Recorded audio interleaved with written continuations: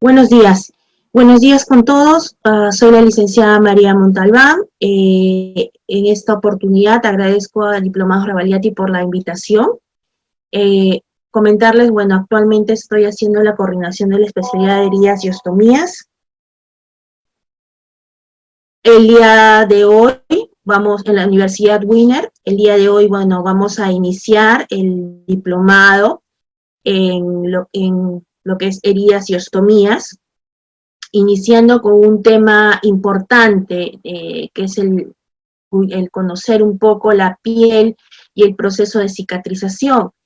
¿Por qué es importante? Porque nosotros, para poder manejar adecuadamente las heridas, saber qué necesita esa herida, en qué proceso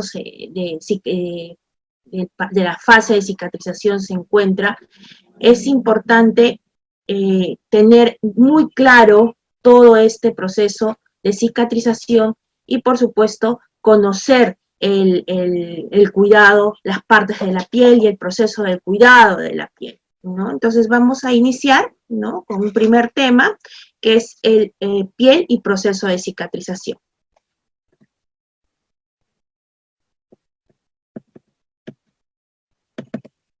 Creo que hay un... Hablando de anatomofisiología de la piel, pues sabemos todas, creo desde pregrado, no sé si todas hemos tenido la oportunidad de llevar el curso, ¿no?, de anatomía, fisiología, pero pues lo conocemos inclusive desde la formación del colegio, ¿no? Nos hablaban pues de las funciones que tenía la piel, ¿no?, de protección, de intercambio, ¿no?, pero sobre todo de protección, ¿no?, que es una función importante de la piel. Entonces, vamos a eso, y es importante conocer que la piel se desarrolla a partir del ectodermo y mesodermo. Entonces, es el órgano más grande del cuerpo, ¿no? Y en un adulto podríamos decir que se encuentra en un peso entre 2 y 4 kilogramos, ¿no? Y cubre más o menos aproximadamente 2 metros cuadrados. Entonces, es todo lo que nosotros nos protege, ¿no? La piel nos protege, es toda la capa que envuelve, más o menos son 2 a 4 kilogramos y 2 metros cuadrados aproximadamente, ¿no? Es una barrera de defensa contra lesiones, infecciones, deshidratación y los famosos rayos ultravioleta. La piel tiene funciones cutáneas, ¿no?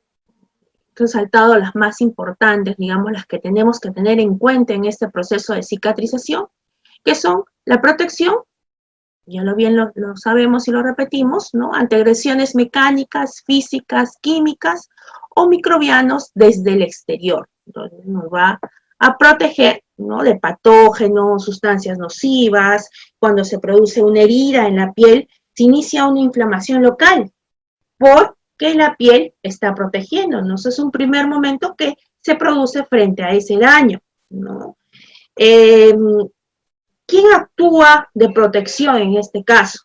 Si nosotros vamos, pues tenemos nuestra capa de piel y el tejido graso subcutáneo, ¿no?, es el que de pronto va a funcionar como una protección, ¿no?, que va a distribuir o va a amortiguar la agresión, el golpe, ¿no? Imagínense cuando esta piel, ¿no?, este tejido subcutáneo, va perdiendo firmeza conforme va pasando el tiempo. Por ejemplo, es el caso de los adultos mayores. La piel pierde, ¿no? Es mucho más, el paciente adulto mayor sufre un síndrome consuntivo, lo que llamamos, y la piel se va pegando al cuerpo, va perdiendo esa capa de protección. Por eso es mucho más vulnerable a que se asocie o se realice una lesión por presión. Es una herida, ¿no? Entonces, ya esa piel tenemos que tener en cuenta que debemos de protegerla aún más. Lo mismo ocurre con los neonatos, ¿no? La piel todavía no se ha desarrollado y también, inclusive ellos, la piel la tienen muy expuesta. Actúa también como un aislante térmico, ¿no? También actúa protegiéndonos de los famosos rayos ultravioletas. La primera función principal, que es la de protección. Luego, la otra función es la de transmisión, ¿no? Dice transmisión de información entre el cuerpo y el mundo exterior, a través de sus terminaciones nerviosas que van a recibir los famosos estímulos táctiles, térmicos y dérmicos, ¿no? Va a detectar estímulos del ambiente como temperatura, ¿no? Al tacto reaccionamos, es un primer momento que nosotros tenemos esa reacción de protección, ¿no es cierto? Y también la transmisión, en ella pues encontramos las famosas huellas dactilares, ¿no? También es una de las funciones, y también podemos tener que en esta función, cuando está alterada, por ejemplo, en los pacientes con neuropatía, estos pacientes también van a tener alterada la sensibilización. En el intercambio, ¿no? Es el lugar donde se van a realizar numerosos intercambios entre el exterior, ¿no? Entre esa parte externa y el organismo, ¿no? Es decir, por ejemplo, va a suceder el proceso de inmunidad, ¿no? Interviene la inmunidad del organismo, vamos a poder sintetizar la vitamina D, ¿no? Que es esencial para el crecimiento de los huesos, y vamos a contener los fluidos del cuerpo, ¿no? Es reservorio de sangre, va a ser encargado de que va a transportar, ¿no? En reposo, va a activar o va a estar presente este proceso de circulación también, ¿no? Entonces tiene varias funciones, ¿no? Resumamos, tiene la función de protección, la función de transmisión y la función de intercambio. La estructura de la piel, ¿no? Como vemos acá en la imagen, no sé si puedo utilizar el puntero, está formado por la epidermis, ¿no? Primera capa de la piel, la dermis y la hipodermis, ¿no? Está formada por esas tres capas superpuestas, separadas entre sí, y los anexos cutáneos. Vayamos a la primera capa de la piel. La primera capa de la piel, vamos a retroceder, es esta capa, vamos a verla, de qué manera o cómo actúa, porque ya sabemos que tiene pues nuestra piel funciones de inmunidad, de barrera, va a actuar en el proceso de cicatrización reparando, ¿no? Y vamos a ver cada componente de la piel. Entonces, esta primera capa de la piel, como la hemos visto en la imagen, es el estrato superior de la piel. Es lo que nosotros ahorita podemos vernos, tocarnos, lo que nosotros visualizamos. Es el estrato superior de la piel o epitelio superior de la piel. Es un tejido plano, poliestratificado, ¿no? No tiene vasos sanguíneos, se nutre por difusión a partir de los capilares existentes en el tejido conjuntivo de la dermis. El espesor de la dermis, incluida la capa córnea, varía según la región cutánea entre 0.04 y 0.4 milímetros.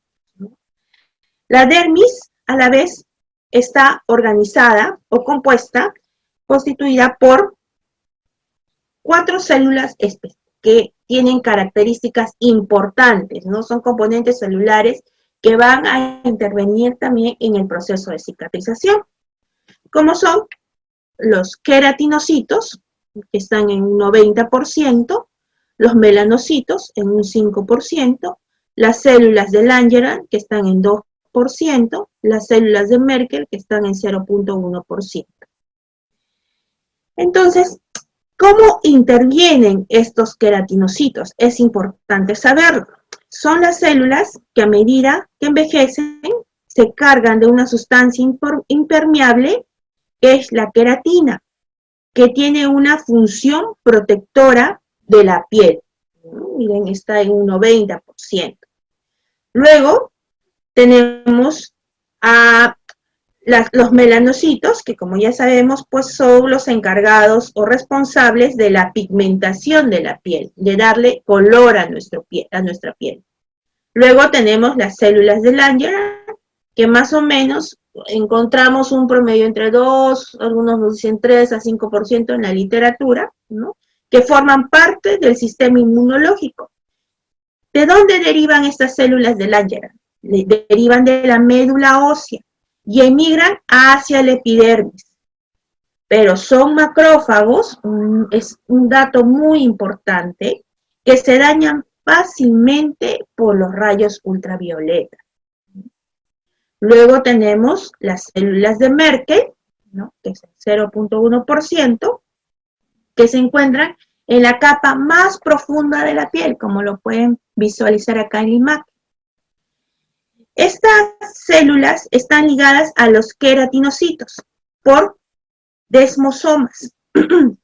Intervienen, ¿no? ¿Cómo intervienen ellos? En la sensación del tacto, al estar en contacto con las terminaciones nerviosas, es decir, con las neuronas, o tienen pues una conexión alta de dentro para poder sentir.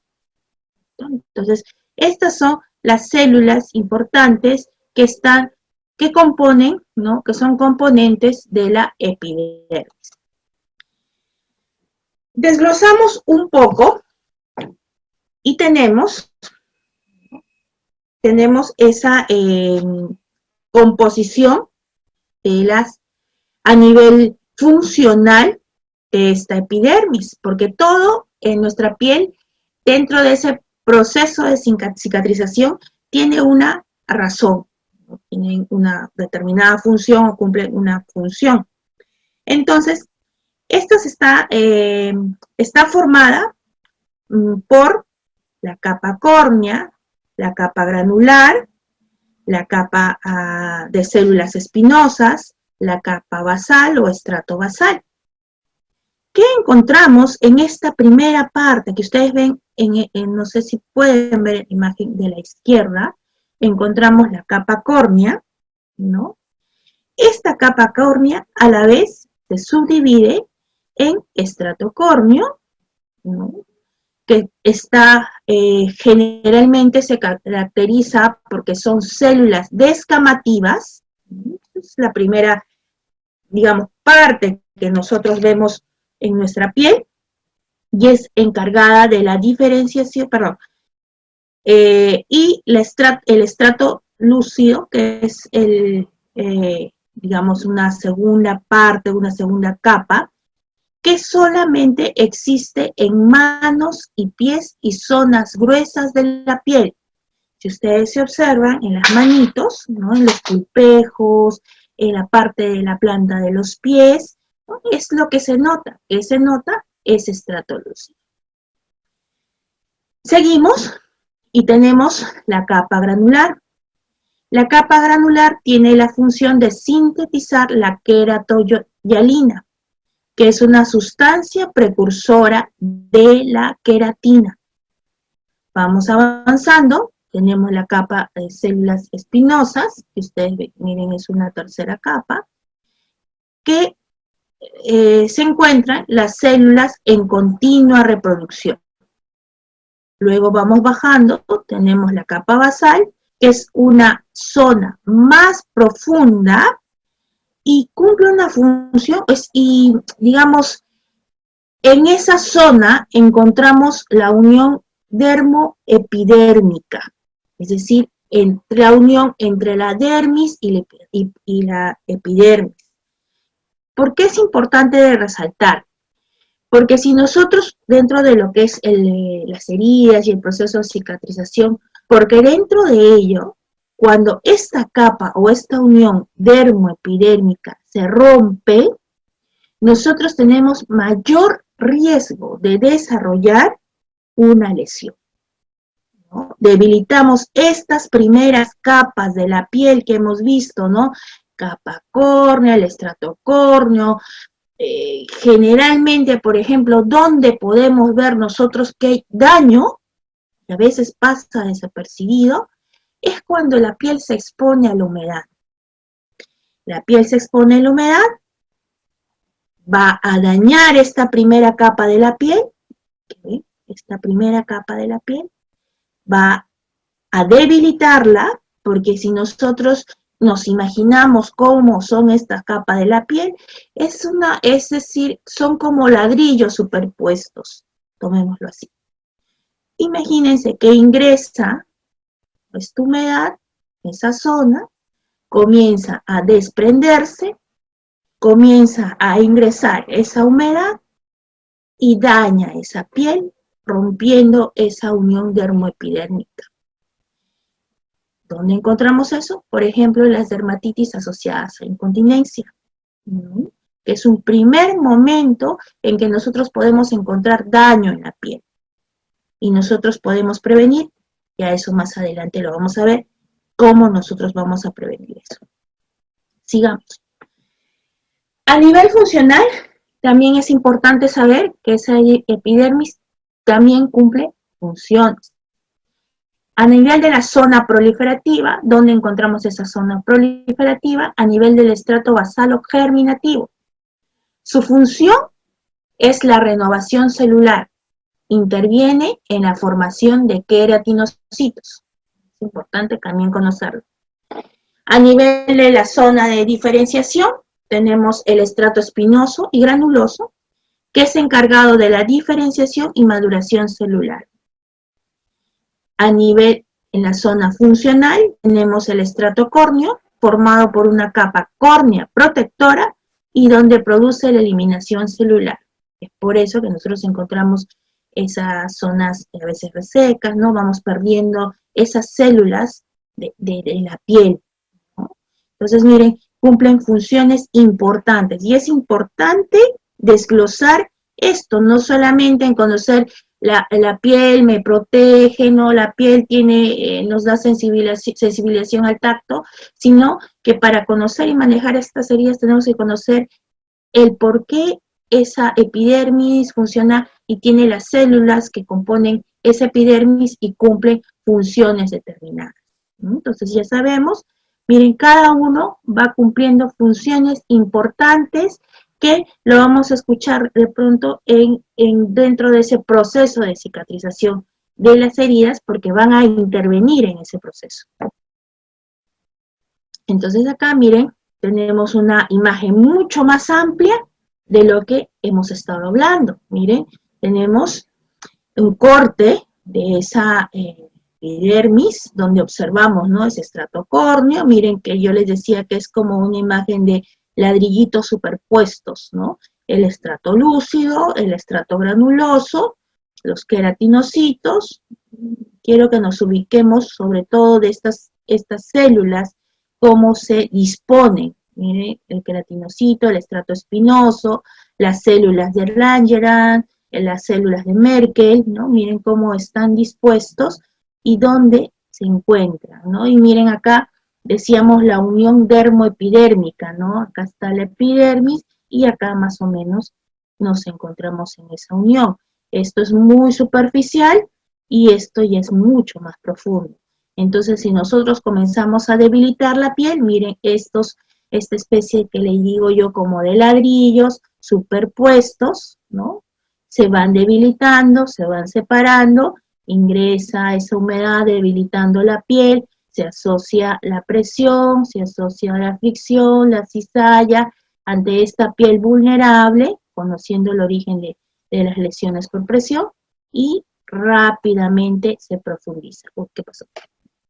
Entonces, miren qué importante es. Entonces ya vamos centrándonos, ahora vamos a desglosar poco a poco cada uno. Entonces, esos queratinocitos, quiero que se nos quede muy claro, producen queratina, que da dureza a la piel, se encuentra en todas las capas, ya imaginémonos la última imagen, ¿no?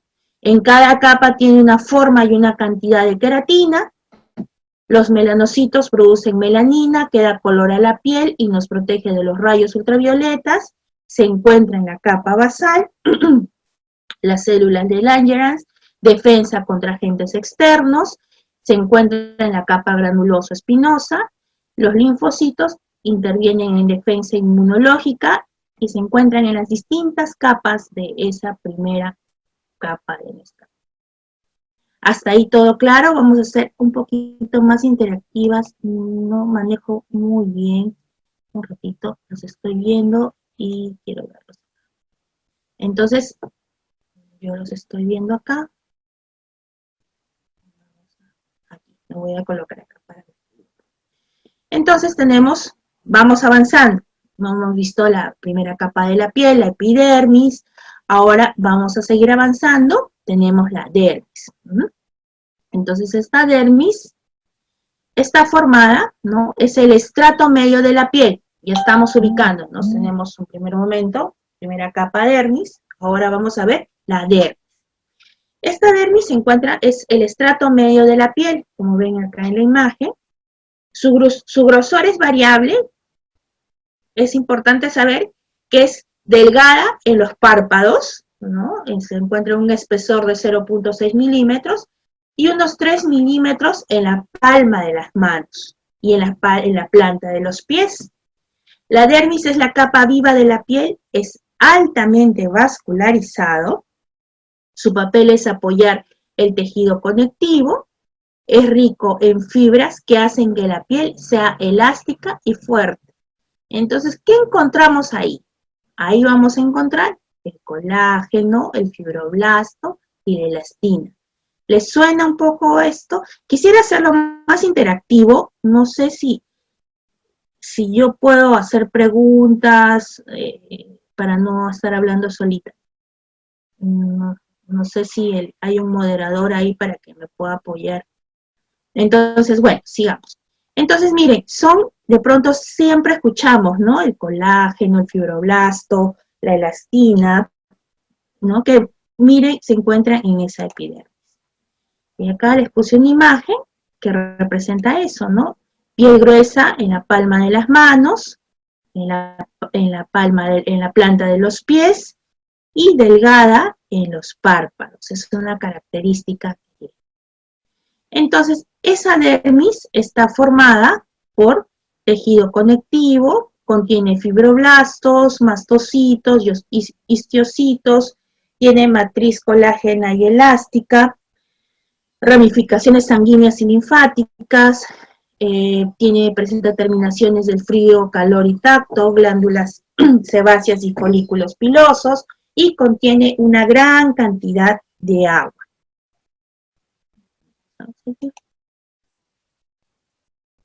¿Nos ven acá? Voy a achicar la pantalla. Ya.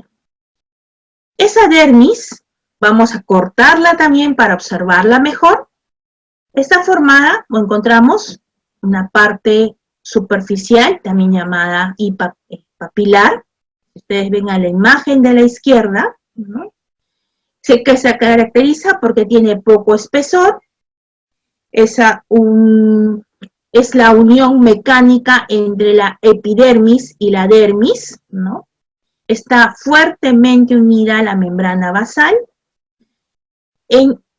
Aquí se encuentran localizados los receptores del tacto, que son los corpúsculos de Meissner. Nutre las células de la capa basal de la epidermis carente de vasos. Zona de más vida de la piel, junto a la capa basal, surcos en la epidermis, y podemos encontrar huellas dactilares. En la zona profunda reticular, es esta de acá, al lado derecho, formada mayormente por fibras, dando firmeza al tejido conjuntivo. Presenta fibras elásticas y fibras de colágeno tipo 1, estructura muy sólida, y se encuentran aquí adipocitos, folículos pilosos, nervios, glándulas sebáceas, sudoríparas, anexos cutáneos, vasos sanguíneos, linfáticos y los nervios. La constitución a nivel celular, vamos a ver que está formado por los fibroblastos. Y los fibroblastos contienen proteínas, muy importante saberlo, colágeno al 90%, elastina al 24%, y material de relleno, muy complicado, ¿no? Glucosa, aminoglicanos y proteoglicanos. ¿Cuáles son las funciones de la dermis? Asegurar la nutrición de las células basales, de la epidermis, asegurar la solidez mecánica de la piel, nos protege frente a traumatismos y proporciona el sostén necesario al sistema muscular cutáneo. Entonces son las funciones de la dermis. Vamos avanzando. Tenemos la hipodermis o tejido celular subcutáneo. Esta hipodermis, ¿no?, está constituido por las células adiposas. Actúa como aislante térmico, actúa como amortiguador, actúa como mantiene la reserva nutritiva. El espesor varía dependiendo de la zona y la distribución, y según el sexo y la edad. Nos dicen que este tejido, por ejemplo, en las mujeres los tenemos muy localizados a nivel de las caderitas, ¿no? Es lo que es el tejido adiposo que se encuentra acá en nuestra zona de caderitas, ¿no? En las mujeres va a variar en lo que les refería al inicio de la presentación, por ejemplo, en los adultos mayores va a ir disminuyendo, lo que va a ser predisponente a que presente una lesión por presión, por ejemplo, ¿no? Vamos a también a cortar, es hipodermis, ¿no? La hipodermis representa el estrato más profundo de la capa corporal exterior. Está compuesto por el tejido conjuntivo laxo. En las profundidades se une a las fascias musculares o bien al periósteo, dejando de lado algunos pocos lugares del cuerpo. En la totalidad de la hipodermis se pueden almacenar tejido adiposo, el cual cumple funciones aislantes de almacenamiento y modeladoras. Entonces, miren, esta es la hipodermis, ¿no? Ya una capa mucho más profunda. Si ustedes ven a la imagen derecha, más arriba tenemos la epidermis, vamos bajando a la dermis, y ya tenemos esa capa más profunda que es la hipodermis. Al medio, ustedes ven, miren que señala dónde están esos adipocitos.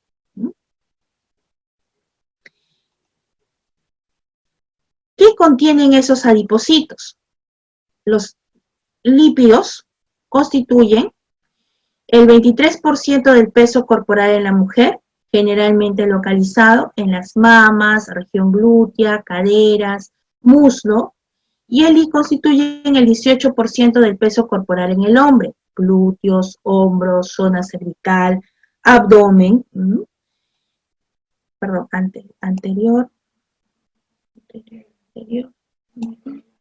Entonces, esta hipodermis, digamos, ¿no? A nivel funcional, si ustedes ven, pues va a cumplir funciones importantes, que son, pues es un reservorio energético, ¿no?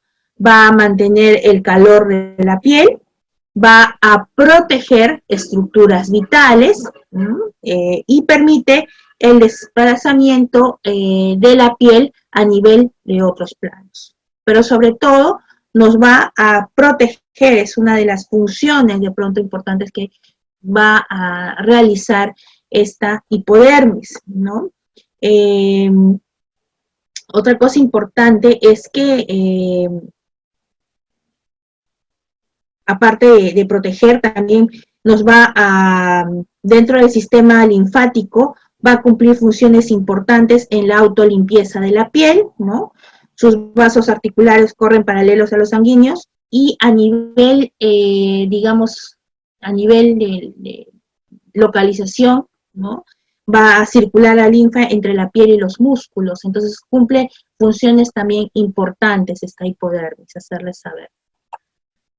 Los anexos cutáneos también ya los conocemos, ¿no? Está formado por las glándulas sudoríparas, las glándulas sebáceas, el folículo piloso, es importante saber. Tenemos también una vascularización cutánea, que es importante también conocer. Está formado por la papila dérmica. Encontramos a nivel de la dermis, de la hipodermis, ¿no? Que se irriga desde el tejido muscular. ¿Qué es importante conocer ahí? La distribución gradual de los vasos sanguíneos en la piel corresponde con la constitución plana y estratificada de este órgano. Desde las arterias y venas que se encuentran debajo de la epidermis, parten gran cantidad de vasos, los cuales constituyen un plexo cutáneo entre la hipodermis y la dermis. Los vasos sanguíneos se hallan fuertemente entrelazados en todos aquellos lugares donde la piel se encuentra expuesta a bruscos cambios y desplazamientos, partiendo desde el plexo cutáneo y de forma perpendicular hacia afuera discurren arteriolas individuales que al pie de la capa capilar se introducen y se ramifican en el plexo subcapilar. Desde este lugar se extienden finos capilares en formas de asas hasta el interior mismo de las papilas de la dermis, es decir, se extienden, ¿no? De la parte más profunda, van extendiéndose, asegurando de ese modo el mantenimiento de la epidermis avascular. La capa papilar está densamente provista de vasos sanguíneos, en tanto que la capa reticular se muestra relativamente pobre en vasos. La evacuación de catabolitos se realiza a través de las correspondientes redes venosas y también parcialmente a través del sistema de vasos linfáticos. Entonces, hasta ahí, ¿alguna pregunta o yo pregunto? No puedo verlas a todas. ¿Hay opción para que puedan escribir? No sé si acá pueden escribir. Muy bien, ¿todo quedó claro? ¿Alguna pregunta para poder resolverla? ¿Alguien por ahí? Como no las veo, entonces, ¿quedó todo claro? ¿Alguna pregunta? Janine, veo acá algunos nombres. Helen, Stacy, ¿no? Marisol, Amparo, Amparito, hola Amparito, buenos días. Señora Renecita también está, buenos días. ¿Quedó claro alguna pregunta? Ahí. Vamos a seguir en el proceso de cicatriz. Entonces continuamos. Voy a parar un ratito.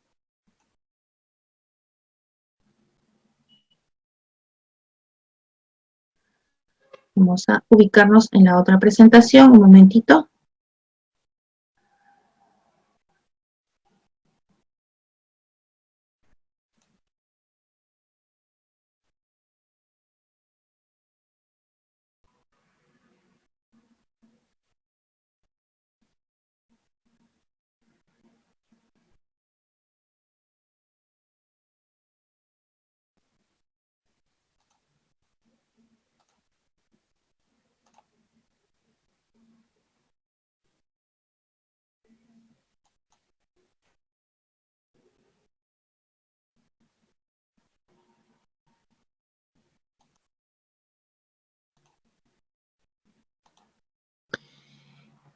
Vamos a hablar ahora, teniendo un poquito de referencia de las células de la piel, vamos a hablar sobre el proceso de cicatrización.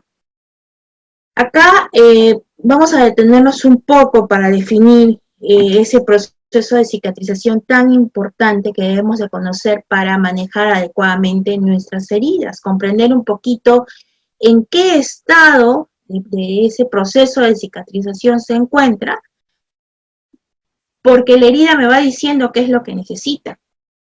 Entonces, si nosotros no conocemos o no manejamos este proceso adecuadamente, no vamos a poder determinar qué vamos a utilizar, ¿no? De esos famosos apósitos, ¿no? De cura avanzada, que queremos aprender a manejar, a conocer.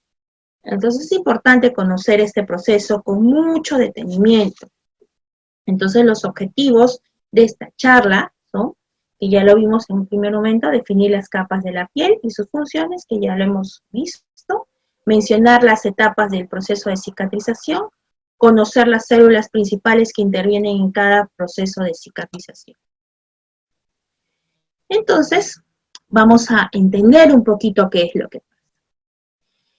Vamos a entender, ¿no? Vamos a hablar en un primero de esta fisiopatología de la cicatrización. Y la pregunta ahí dice, pues, ¿qué tenemos que conocer? Entonces, primero, nos vamos a centrar en esa lesión por presión. explicarles de pronto a alguien que es nuevo, está introduciéndose en el mundo de heridas. A partir del año 2016, un grupo de expertos internacionales definió estas lesiones por presión, eso lo vamos a ver en el siguiente módulo, a esas úlceras por presión, ¿no? Las denominamos actualmente y a nivel Latinoamérica se ha decidido usar el término de lesión por presión. Incluso ya en los grupos americanos, la última guía del 2019, ya sale con la denominación de lesión por presión. Es bueno también conocerlo, ¿no? Ya eso de SCARA, no mal llamado SCARA, porque SCARA es el tejido necrótico, ¿no? Actualmente nosotros lo conocemos como lesiones por presión, pero eso es lo que vamos a ver en el siguiente módulo.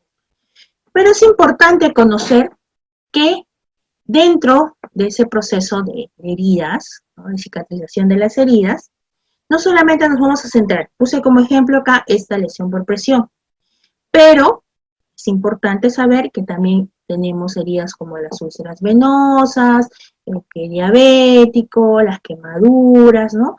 Que van a haber alterado ese proceso de cicatrización porque va a intervenir, ¿no? De pronto ese paciente es un paciente adulto mayor, que generalmente ellos toman múltiples fármacos, ¿no? La llamamos como un síndrome de polifarmacia. ¿Sí? La nutrición, esto va a intervenir, de repente está tomando corticoides que van a intervenir, van a alterar ese proceso de cicatrización, está anticoagulado, ¿no? Nutrición, un paciente malnutrido con una albúmina baja, también va a hacer que se interrumpa ese proceso de cicatrización. La incontinencia mixta, tanto fecal como urinaria, también va a intervenir en que se altere ese proceso de cicatrización. La movilidad también es un factor importante. Cuando nosotros educamos en un grupo, de pronto les digo a los familiares, a las personas que están al cuidado, por favor, sí, vamos a venir a curar esa herida, pero lo más importante es la movilización. El gol estándar de tratamiento es la movilización, les digo, no hay otro. Y si trabajamos de la mano, nosotros vamos a ayudar, porque si no, es un factor que va a alterar ese proceso de cicatrización. El estado mental también, si existe un deterioro cognitivo, también va a alterar ese proceso, ¿no? Los problemas sociales, tal vez ese paciente salió de alta, ya es un paciente adulto mayor con muchas comorbilidades, postrado, no hay un soporte familiar, un soporte adecuado de cuidados, también va a alterar ese proceso de cicatrización.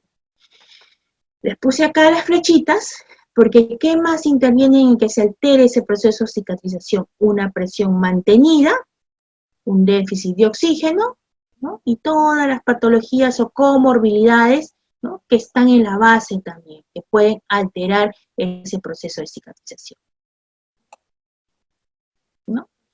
El proceso de cicatrización es un proceso fisiológico de gran complejidad que tiene la finalidad de restaurar la integridad de la piel. Eso lo tenemos que tener muy claro, ¿no?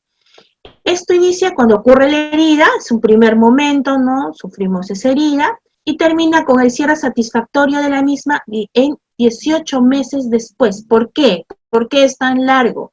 Les explico, ¿no? Lo vamos a ver ahora con detenimiento. Porque más o menos, les explico, ¿no? El paciente tiene una lesión por presión. Lo hemos curado, lo hemos logrado cerrar, pero esa piel queda totalmente débil, porque su proceso termina, el cierre total, a los 18 meses, cuando ya tenemos esa piel íntegra. Entonces nosotros tenemos que mantener en esa piel, si por ejemplo es una lesión por presión, una movilización, proteger esa piel hidratándola correctamente. Vamos a ver luego pues cómo interviene esa hidratación adecuada, cuál producto es el adecuado para mantener esa hidratación, ¿no? Porque tenemos que hacer una diferenciación entre humectar e hidratar. ¿Qué nos conviene a nosotros? Hidratar esa piel, ¿no? Hidratar esa piel. Vamos a ver ahora más adelante por qué es importante mantener ese nivel de hidratación en la piel, ¿no? Y es un proceso continuo. Los mecanismos de reparación de esa piel, ¿no? A través de la regeneración, que es el reemplazo del tejido dañado con células nuevas, y se mantiene la función y la apariencia de la piel. Entonces regenera rápidamente, por ejemplo, un niño, no hay comorbilidades, no se asocia ningún problema que pueda alterar ese proceso de cicatrización, y rápidamente regenera, sin dejar esa apariencia, ¿no?, mala de una cicatriz. Y la formación de cicatriz, ¿no?, cuando hay un reemplazo del tejido dañado por tejido conectivo y carece de algunas funciones al tejido original, es lo que se diferencia. ¿Cuáles son los mecanismos de esa reparación? En los humanos el mecanismo de reparación de una herida se encuentra determinada por, acá es importante saber, y para eso ya hemos mencionado cuáles son las capas de la piel. El número de capas que involucra, ¿no?, si ha sido una herida de espesor parcial, o espesor superficial, o espesor no total. Espesor parcial o superficial, perdón, o espesor total. Entonces, ¿qué quiere decir espesor parcial? Cuando las capas de la piel, ¿no?, son superficiales. Vieron si estaba en la imagen de las capas de la piel, ¿no? Epidermis, dermis, y la capa más profunda era la hipodermis. Entonces, dependiendo del área dañada o comprometida de la capa de la piel, nosotros vamos a entender que la capa, el espesor parcial son las capas superficiales, y que abarque un espesor total quiere decir que ha abarcado epidermis, dermis, hipodermis, ¿correcto? También, de acuerdo al tiempo de evolución, aguda versus crónica. Crónica es cuando ya pasó, vamos a ver, más de 4 a 6 semanas y la herida se mantiene, una cronicidad, ¿no? El tipo de cierre, de primera y segunda intención. Hay que saber que las heridas de espesor parcial o superficial que comprometen epidermis y dermis, si vemos el cuadro anterior, se regenera, es decir, evolucionan rápidamente y generalmente no nos dejan cicatriz. Pero cuando hay un mayor compromiso de estructuras, o hay estructuras más profundas comprometidas, ¿no?, como folículos pilosos, músculo, tendón, hueso, sí nos van a dejar cicatriz. Entonces, esto queda claro en ese mecanismo de reparación.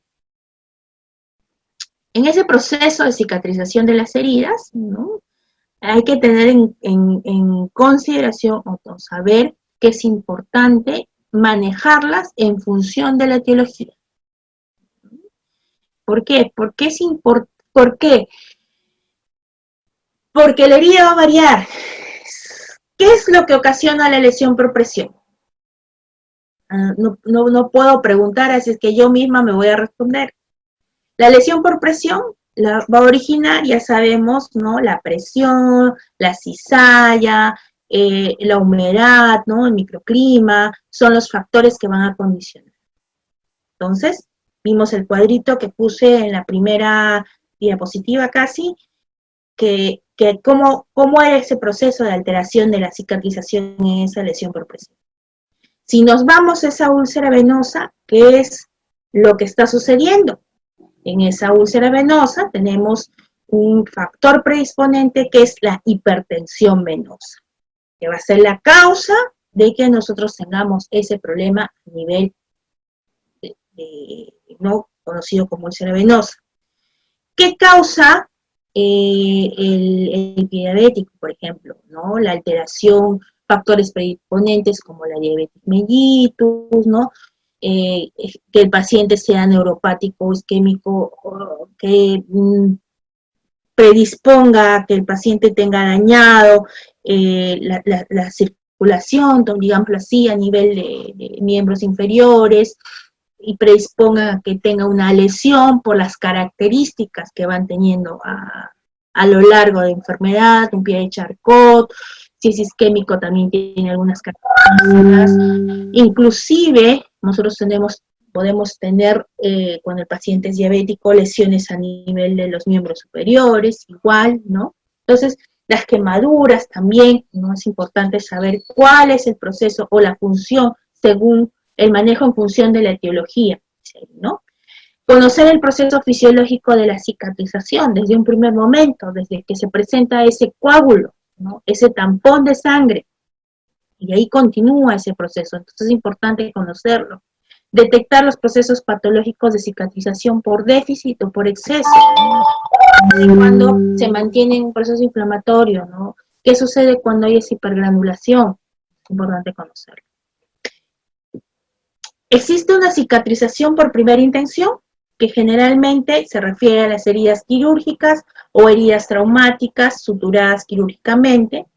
La primera fase de curación es la reconstrucción de la continuidad de la piel y corresponde al tiempo durante el cual el cirujano deja la sutura en su lugar. Las suturas se retiran después de un periodo de 5 a 15 días, ¿no? La duración de ese periodo depende del grosor de la piel y la tensión aplicada a los bordes. La curación todavía no se ha completado cuando se retiran los puntos de sutura, ya que es un fenómeno que se observa inflamación que puede durar hasta 2 meses y después de 2 o 3 meses. La cicatriz se reducirá progresivamente a pesar de que no va a desaparecer por completo. Es un primer momento de la cicatrización. Cuando ya hablamos de cicatrización por segunda intención, aquí la herida se deja abierta. Este método puede utilizarse cuando hay una pérdida considerable de tejido, el área de superficie es poco profunda pero grande, o donde puede haber habido una infección o un riesgo de infección como las picaduras. El desbridamiento es casi siempre necesario como primer paso hacia la curación exitosa. La cicatrización de heridas progresa por granulación, contracción y epitelización. Entonces acá tenemos ese proceso de cicatrización de la herida, que son las fases de cicatrización desde un primer momento, desde que se origina la lesión, con la pérdida de la primera capa de la piel, ese es el primer momento que se lesiona, comienza la regeneración de tejidos para ayudar a que esta lesión se regenere. Es un proceso continuo, ¿no? Que puede, continuo y consecutivo, desde que se inicia esa lesión. Pero esto tiene que ser, digamos, simultáneo, ¿no? Simultáneo, es decir, comienza, se realiza, nos hacemos la lesión y tiene que continuar rápidamente. No tiene que haber una interrupción, digamos, ¿no? En ese proceso de cicatrización. Cuando hay una interrupción, quiere decir que ha intervenido factores que han alterado ese proceso de cicatrización, como lo vimos en la primera imagen, lo que hace que esa herida se convierta en una herida crónica.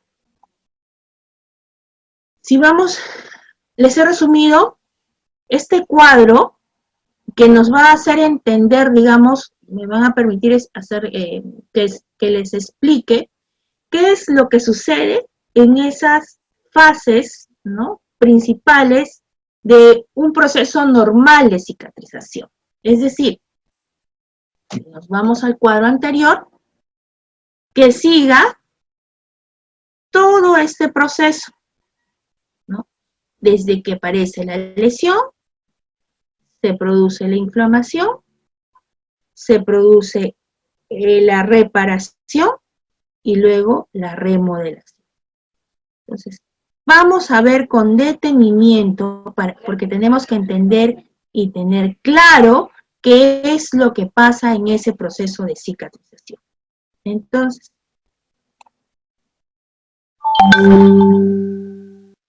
tenemos la hemostasia, bueno, la he dividido acá un poco junto en el cuadro. Es una primera reacción de nuestro cuerpo frente a esa herida. Es el mecanismo mediante el cual se produce o se desarrolla ese famoso tampón de sangre, ¿no? Y se inicia pues con la hemostasia, ¿no? La vasoconstricción. Va a formar ese tampón, que es un tampón plaquetario con fibrina, ¿no? Ese coágulo, o digamos, ¿no?, que nosotros vemos que se forma cuando nosotros nos realizamos la herida, ¿no? Se forma un coágulo, ¿no?, que está a base de plaquetas con fibrina, que estabiliza, ¿no?, ese tampón, ¿cierto? Entonces, se inicia ahí. Es el tiempo de iniciación anterior a la fase de aparición de la herida, ¿no? Sucede casi simultáneamente con la inflamación, digamos, entre el proceso de que se forma ese coágulo y se inicia la inflamación, suele pasar de 10 a 15 minutos, más nada, tras la vasoconstricción o la formación del coágulo, ¿no? Y comienza ese proceso de inflamación, ¿no? Si se mantiene, ¿no? Va a pasar, digamos, de algunas horas o hasta 2 a 3 días, que generalmente podemos verla en una herida. Entonces va a ser variable, ¿no? Luego, perdón, las células que van a intervenir en este proceso de hemostasis-inflamación son las plaquetas, que ya lo vimos que ya intervienen en, digamos, en esa formación, en esa primera formación, ¿no? Los neutrófilos, los linfocitos y luego los macrófagos. Vamos a ir bajando. ¿Qué efectos vamos a encontrar? Formación de la matriz temporaria, de la matriz extracelular, secreción y activación de las células o mediadores, reclutamiento de las células inflamatorias como los fibroblastos y células endoteliales. Es lo que vamos a encontrar en esa fase que inicia desde la formación de ese coágulo y nos lleva al proceso de inflamación. Va pasando, tenemos la fase de reconstrucción, granulación y epitelización, que suele, desde que aparece el ciclo anterior, digamos la inflamación, y se mantiene ese proceso de cicatrización sin alteración, puede parecer de pocas horas a algunos días. La duración de 1 a 3 semanas. ¿Qué células van a intervenir en este proceso? Los queratinocitos, las células endoteliales, los fibroblastos y los queratinocitos. ¿Qué vamos a observar? Formación de tejido de granulación. En este momento, que ya se ha controlado el proceso de inflamación, digamos, en una herida crónica, se va a observar esa famosa etapa de la granulación. ¿Y qué observamos en esa etapa? ¿No? Se forma ese famoso tejido de granulación, ese tejido rojo que de pronto nosotros queremos ver, o los que hacemos curación de heridas, vemos, ¿no? Primero un primer momento, esa presencia de exudado, esa presencia de fibrina, y comenzamos a visualizar ese tejido de granulación. Entonces, este tejido de granulación es la proliferación de las células, tanto de los fibroblastos, de las células endoteliales. Ellos van a, se produce la síntesis de la nueva matriz extracelular. Hay una angiogénesis, por eso se está formando ese tejido nuevo, y hay una reepitelización. Transformación de los fibroblastos en miofibroblastos. Actualmente es importante conocer, porque nos están hablando mucho de los miofibroblastos, porque ya el mundo de las heridas va avanzando y nos están hablando de los moduladores, ¿no? De las metaloproteasas, ¿no? Y nos están hablando mucho de del concepto de los miofibroblastos, que se tienen que mantener, y es decir, que da la fuerza tensil a ese proceso de granulación y debe mantenerse intacto, ¿no? Lo vamos a ver luego cuando de pronto hablamos un poquito más de las heridas. Pero quiero que se quede como que este término de miofibroblastos se nos quede muy, muy pegado para conocer un poquito el manejo de las heridas. Migración de las células epiteliales desde las extremidades, restablecimiento de la función barrera de la dermis por los queratocitos. ¿Perfecto? Entonces, miren, este es el famoso tejido de granulación, ¿no? Que va a intervenir en esa formación de una célula nueva. Y ese proceso de remodelación, ¿no? es el tiempo desde que inicia, ¿no? Alrededor de una semana, reorganización de la matriz extracelular, de pocos meses hasta algunos años. Yo les pongo en el hecho de que viene un paciente adulto mayor, digamos, ¿no? A emergencia, y viene y notamos que tiene una antigua cicatrización de la lesión perpresiva. Si yo hago valoración de riesgo, yo le pregunto al familiar, ¿cuánto tiempo tiene esa lesión o ha cicatrizado? Y me dice, señorita, recién tiene como 2 meses que desapareció la lesión. O sea, tuvo una lesión por presión y bueno, gracias a Dios cicatrizó, ¿no? Entonces, ojito con eso, porque esa piel, ustedes la ven, ¿no? Que está nueva, intacta, Dios gracias regeneró, pero debemos de cuidarla, ¿no? Porque ya sabemos que el tiempo, el proceso toma meses para que podamos tener un cierre total, ¿no? Entonces, hay que extremar los cuidados. Cuando nosotros hagamos nuestra educación a nuestro paciente, indiquemos, ¿no? Una adecuada hidratación, proteger esa piel, mantener una nutrición adecuada para que todo esto tenga un proceso de cicatrización adecuado. ¿Qué células intervienen en este proceso de cicatrización? Los macrófagos y los miofibroblastos. Entonces ven que esta palabrita o este tipo de célula se mantiene, ¿no? Los miofibroblastos. Entonces, es importante conocer de que esas células yo, digamos, las tomo ahora con mayor notoriedad, porque intervienen mucho en que este proceso de cicatrización se mantenga continuo, ¿no? No se altere, entonces es decir, se mantiene sano, adecuado. Entonces es una célula que interviene mucho en ello, ¿no? ¿Qué sucede en la remodelación?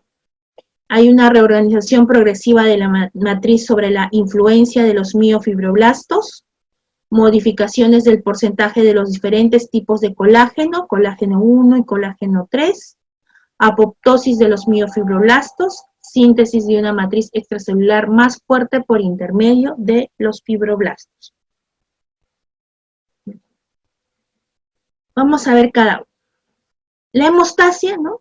Es un primer momento, como les decía, el coágulo contribuye a la hemostasia y a la llegada de células inflamatorias, fibroblastos y factores de crecimiento al lugar de la lesión. Células indispensables para el proceso de cicatrización. La fibrina induce la siguiente fase inflamatoria. Ya vimos en el cuadrito, ¿no? Se pegaba mucho esa hemostasia con el proceso de inflamación. Y acá tenemos esas fases, un poquito más desglosadas de ese cuadrito que es muy importante que ustedes lo conozcan. El proceso produce una vasoconstricción, ¿no? Hay una activación de las células endoteliales, plaquetas y coagulación. Efectos clínicos, la vasoconstricción va a reducir la hemorragia y la activación de las células, la formación de coágulos en la herida. La fase de inflamación, ¿no? Comienza inmediatamente y en heridas agudas dura hasta de unas pocas horas a unos pocos días. En las heridas crónicas este proceso puede durar mucho más tiempo, generalmente 4 a 6 semanas. Un coágulo que se forma después de la ruptura de los vasos sanguíneos cubre la herida y forma una matriz extracelular temporal, compuesta de fibrina y fibronectina, ¿correcto? Que sella la herida y reduce al mínimo la pérdida de sangre y ayuda a guiar la migración de las células. Las plaquetas secretan y activan mediadores para reclutar células inflamatorias, neutrófilos polinucleares y macrófagos, que son los encargados de realizar esa limpieza, digamos, tiene que mantenerse activo para realizar, ¿no? Esa limpieza, fibroblastos y células endoteliales. El sangrado se controla al final de la fase inflamatoria y el lecho de la herida se limpia a través de la fagocitosis. Tenemos fases como la degradación progresiva del coágulo, va retirando ese coágulo y toma características, digamos, de inflamación, ¿no? Hay un control de la infección, si no hay procesos de alteración de cicatrización, va a mantener un control de la infección y va a mantener el lecho de la herida limpio. ¿Qué vamos a observar generalmente en un proceso de inflamación? Características: eritema, edema, dolor, exudado seroso, que se nos quede claro. Esta es una clínica que nos está diciendo que hay un proceso de inflamación. en una herida. Vasodilatación y aumento de la permeabilidad facilitan la extravasación de las proteínas al suelo al interior de la herida. Atraen células inflamatorias con la perpetuación del proceso inflamatorio. Entonces, si esto se ve alterado, vamos a observar la presencia de el exudado, ¿no? Que si se ha sobreagregado, digamos, una carga bacteriana, este exudado va a cambiar de característica, aumentando. Pero en un proceso normal, equilibrado, el exudado es bueno, ¿no? ¿Qué células van a intervenir? Neutrófilos y macrófagos. Tiempo más o menos 4 días. Vamos a observar también la liberación de los mediadores, ¿no? Va a ser un proceso de estimulación, inhibición de las células, cuáles son los efectos clínicos que vamos a ver, inicio del proceso inflamatorio, dolor, vasodilatación, ¿no? Aumento del flujo sanguíneo, eritema y elevación de la temperatura. Fagocitosis, los neutrófilos y macrófagos eliminan bacterias y restos celulares. ¿Qué vamos a observar? Costras, exudado o secreción purulenta. Si esto se ve alterado, es decir, si nosotros tenemos carga bacteriana presente, ¿no? Que está haciendo de que este proceso se altere, nosotros vamos a encontrar ese exudado purulento en este proceso, en esta fase. Luego tenemos el inicio de la reparación, los macrófagos producen factores de crecimiento y no vemos efectos clínicos. Entonces acá, miren, estos neutrófilos actúan como eficaces barrenderos, eliminando detritus celulares, partículas extrañas y bacterias. Proliferación y granulación, ¿no? La fase de granulación, que ya lo vimos en ese cuadrito, que de pronto es un poco de resumen, y acá estamos desglosando un poquito más, puede comenzar rápidamente con la proliferación de las células endoteliales y los fibroblastos que conducen a la formación de nuevos vasos sanguíneos. Eso es lo que va a producir la angiogénesis, formación de células nuevas y la síntesis de una nueva matriz extracelular. A medida que la nueva matriz extracelular se va remodelando, la matriz existente es degradada por una serie de proteasas, enzimas conocidas como metaloproteasas de la matriz. Las metaloproteasas ayudan con el desbridamiento autolítico, limpieza de la herida y la migración celular. Sus niveles aumentan dentro de la herida después de la lesión y disminuirá cuando disminuye la inflamación. Quiero que otra palabra también se nos quede muy en claro, que es las metaloproteasas. Porque actualmente, ¿qué es lo que pasa? A veces los procesos inflamatorios se mantienen o tenemos ese tejido de granulación que se mantiene en el tiempo. Entonces, ¿qué puede estar pasando? Puede haber una alteración en ese proceso por, digamos, ¿no? Dice acá, a medida que la nueva matriz extracelular se va remodelando, la matriz existente es degradada por una serie de proteasas o enzimas conocidas como metaloproteasas de la matriz. Las metaloproteasas ayudan con el desbridamiento autolítico, es decir, la limpieza de la herida y la migración celular. ¿Qué sucede? Si esto se ve alterado, vamos a permanecer en un estado de proliferación y granulación permanente. Es decir, puede intervenir de pronto en ese proceso que haya un biofilm, que ya lo vamos a hablar luego, o que se mantenga este proceso porque se ha visto alterado este punto. Y actualmente inclusive se está avanzando, como les digo, y existen los famosos moduladores de las metaloproteasas, que nos van a ayudar a, digamos, nivelar o equilibrar este proceso, ¿no? Sus niveles aumentan dentro de la herida después de la lesión y disminuirá cuando disminuya la inflamación. Por eso les decía que es muy importante saber todo este proceso.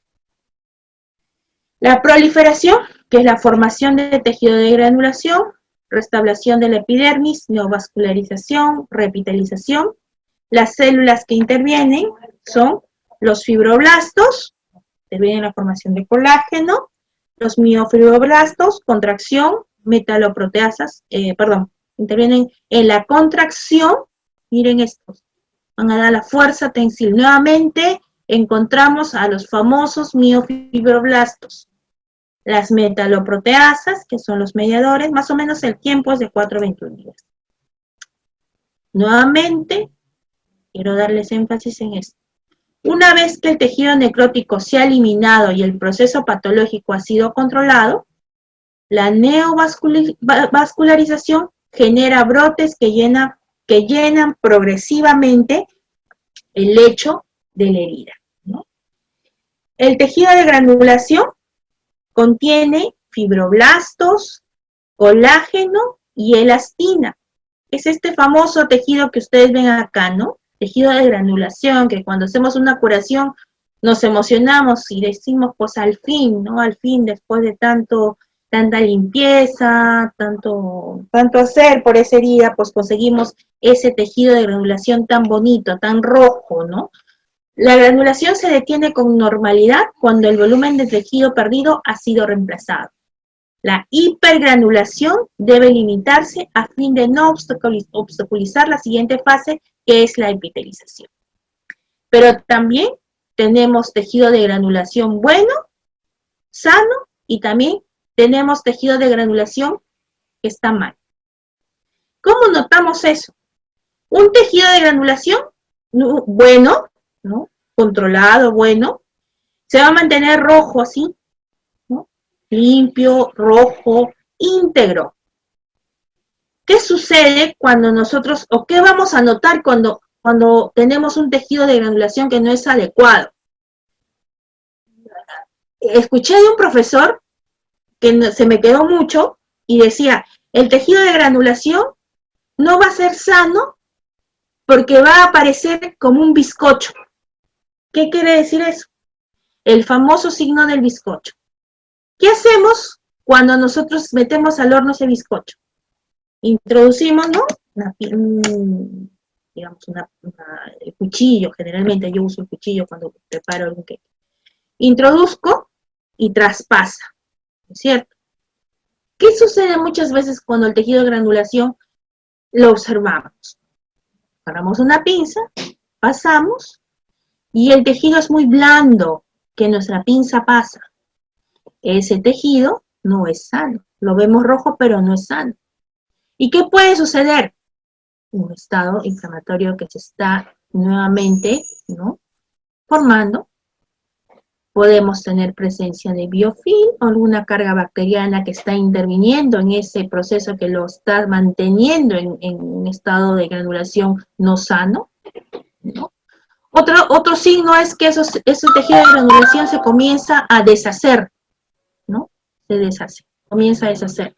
Entonces, son signos que me dicen que no está sano. Otro es que el tejido de granulación se comienza a empalidecer, ¿no? Ya no es rojo, tipo yo le digo una fresita, sino se vuelve muy pálido, ¿no? Muy rosa. Eso significa que no está adecuado. Entonces, tenemos que mejorar ese tejido de granulación, ¿correcto? Entonces, tenemos esas condiciones de ese tejido de granulación. Me gustaría, no sé si verlas, conversar con ustedes para saber si todo ha quedado claro, ¿no? Si podemos, no las puedo ver, no puedo conversar y me siento un poco, no sé si entendieron o alguna pregunta, alguna duda que tuviera. Entonces, esto es importante conocer. A veces vemos si se mantiene este proceso en el tiempo y es muy importante conocer todo ello para poder elegir ese apósito adecuado, ese apósito correcto en el manejo de las heridas. Y quedó claro. Bueno, sigamos. La proliferación, ¿no? Es esa fase de granulación angiogénesis, es un proceso que interviene en las papilas endoteliales de los capilares marginales. Los efectos es un tejido rojizo, es lo que vemos, ¿no? Vascular, que aparece en la herida, ¿no? Ya lo hemos visto ahorita, ¿no? Producción del colágeno, los fibroblastos migran a la escena y segregan colágeno. ¿No? La epitelización, ¿no? Es la multiplicación de las células epiteliales y la migración hacia la superficie, es decir, ya comenzamos a visualizar capas de piel, ¿no? Ya no de tejido de granulación, sino se tornan capas de piel nueva, le digo yo, ¿no? Una capa piel rosada, que me está indicando de que ya está en un proceso de epitelización, es una característica que se observa del proceso. Entonces, ya podemos ver, ¿no? Zonas marginales lisas, islotes de epitelio, que comenzamos a ver en la herida. La contracción, posiblemente causada por la acción especializada de los fibroblastos, ¿no? Que comienza, ustedes observan que comienza a contraerse esa herida, ¿no? Ya comenzamos a ver, digamos, piel nueva, ¿no? Pero también, miren que en esta fase se mantienen esos miofibroblastos, ¿no? En otras palabras, son esos fibroblastos súper especializados, ¿no? Son los fibroblastos especializados que nos van a ayudar a que este proceso se mantenga continuo. ¿Por qué? Porque estas células, ¿no? Contienen proteínas, ¿no? Que nos ayudan a mantener este proceso. Si esto no es adecuado, o sea, si esto se mantiene en un estado inflamatorio, no va a realizar todo este proceso. Entonces, los miofibroblastos son células súper especializadas, ¿no?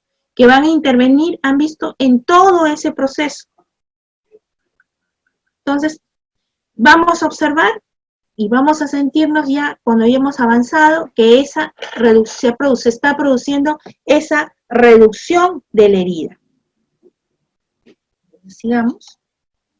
La fase de remodelación, que es la fase final, durará varios meses y resultará en la cicatriz final, ¿no? Va a mantenerse en ese tiempo, ¿no? Esta fase empieza temprano, durante la formación del tejido de granulación, con reorganización progresiva de la matriz sobre la influencia de los miofibroblastos.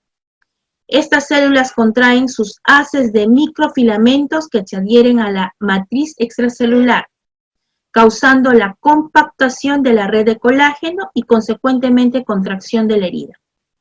Hay una alteración en la proporción de los diferentes tipos de colágeno presentes. Por ejemplo, el colágeno tipo 1 aumenta en contrario del tipo 3, que disminuye del 30 hasta 10%.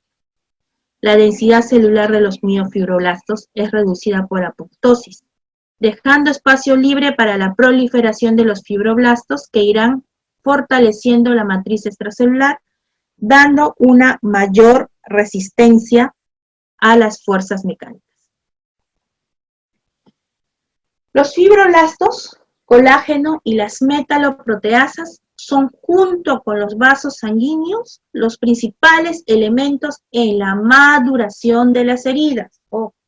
Entonces, mire, esto interviene en esa fase, ¿no? en este proceso de cicatrización. Son células activas que se mantienen, ¿no? Constantes en que este proceso sea continuo. A la tercera semana hay una disminución progresiva en la síntesis de colágeno, incrementando la resistencia y disminución en el grosor de la cicatriz. Inclusive, si se mantiene este proceso, ¿qué va a suceder? Pues esta cicatriz va a ser mucho más gruesa, ¿no? Lo que se conoce como que esta cicatriz pues se dañe, digamos, el proceso de cicatriz y nos deje una cicatriz muy, muy notoria, ¿no? ¿Y cuáles son sus fases? ¿No? Maduración, remodelación del colágeno, el proceso, ¿no? Conversión del colágeno tipo 3 a tipo 1, lo que va a aumentar la fuerza tensil. ¿Cuál es el efecto clínico que vamos a observar? La cicatriz se aplana y se ablanda, hay una regresión capilar, ¿no? Hay una reducción del número de vasos sanguíneos con reducción del flujo vascular, la cicatriz palidece, el prurito desaparece. Epitelización, ¿no? Una vez que ya vemos ese tejido de granulación bueno, haya reemplazado la dermis, podrá empezar la epitelización terminal, que es la última fase. Por otro lado, las células basales deslizan sobre la superficie de granulación a través de la multiplicación, generando una neoepidermis en la superficie de la herida cicatrizada. El cierre final no es lo mismo que piel normal una vez que no hay vello, glándulas sebáceas o glándulas sudoríparas, y la sensibilidad está alterada, es una característica. Entonces está ahí.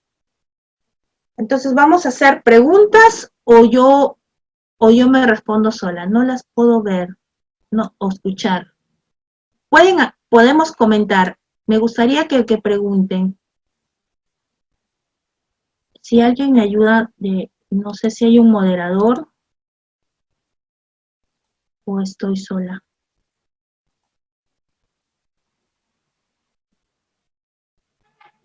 ¿Hay algún moderador del diplomado?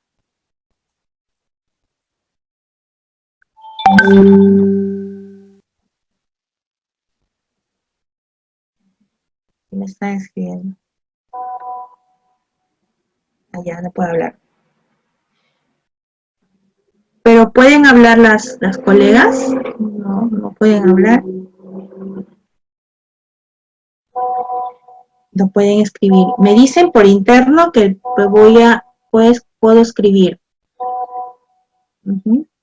Porque todavía nos queda unos minutos para poder hablar. Ahí todo quedó claro. Están escribiendo. Me pueden hacer sus preguntas por chat. ¿Alguien quedó todo claro o yo pregunto mejor? No las puedo ver. Quiero extenderla. Ahí está. Listo. Y entonces acá, yo las veo. Me pueden escribir por chat. ¿Les parece? ¿Alguna pregunta? No sé si pueden activar sus audios para poder hacerlo mucho más dinámico. Más dinámico la presentación, se ha quedado todo claro. O nos dicen, ¿no? Si no quedó todo claro es porque no me dejó entender o no entendieron, ¿no? Entonces quiero pensar de que no ha sido así. Entonces vamos a comentar. Entonces no sé si quedó claro esto de los procesos de cicatrización, ¿no? De esto que quería comentarles, de que conozcamos bien estos términos o estos momentos, ¿no? De estas células especializadas que intervienen en ese proceso, ¿no? Que cuando no siguen ese proceso continuo en el proceso de cicatrización, esto se va a ver alterado. Lo que va a dar como consecuencia, me están escribiendo por interno, a ver un momento. Puedo habilitar los audios, dice. Entonces vamos a habilitar los audios. Vamos a hablar con Janine. A mí me gusta conversar, porque si no, yo pienso que estoy sola nomás hablando. Entonces, ya les puse ahí a Janine, Stacy. Pueden activar su audio, les estoy dando pase para activar su audio.